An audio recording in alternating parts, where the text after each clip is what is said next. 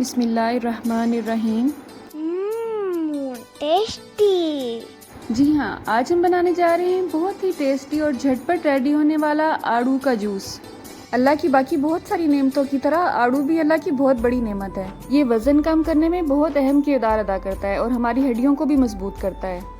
ये दिल की बीमारियों और हाइपरटेंशन जैसी बीमारियों के लिए भी बहुत ही मुफीद है, क्योंकि इसमें विटामिन ए बहुत ज़्यादा मिकदार में होता है, इसलिए ये आंखों की रोशनी को भी बढ़ाता है। अगर आप दिन में एक आड़ू डेली खा लें तो आपकी स्किन बहुत ही अच्छी हो जाएगी, क्योंकि इसमें विटामिन सी बहुत ज़्यादा मिकदार में होता है।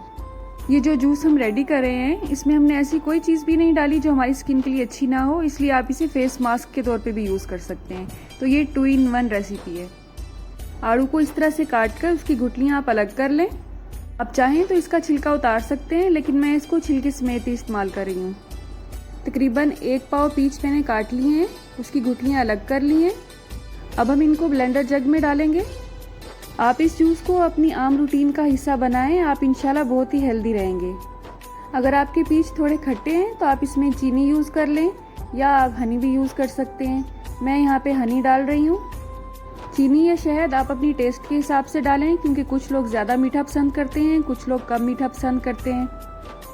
अब हम इसमें इतना ही पानी डालेंगे जिसमें ये अच्छी तरह से डिप हो जाए। इसे हम एक दफ़ा कम पानी के साथ शेक करेंगे। उसके बाद आपने इसमें जितना भी पानी डालना है, आप इसमें एक्स्ट्रा पानी डाल के इसे दोबारा शेक कर सकते हैं। अगर आपको पतला जूस पीना पसंद है तो आप ज़्यादा पानी डाल लें, और अगर आपको ज़्यादा पल्पी जूस अच्छा लगता है तो उसमें कम पानी रहने दें। 2 से 3 मिनट तक हमने इसे अच्छी तरह से शेक कर लिया है। अब हम इसमें थोड़े से आइस क्यूब्स डालेंगे। इस पॉइंट पर अगर आप इसमें काला नमक या सादा नमक ऐड करना चाहें तो वो भी डाल सकते हैं। थोड़ा सा मज़ीद पानी ऐड किया है इसमें मैंने।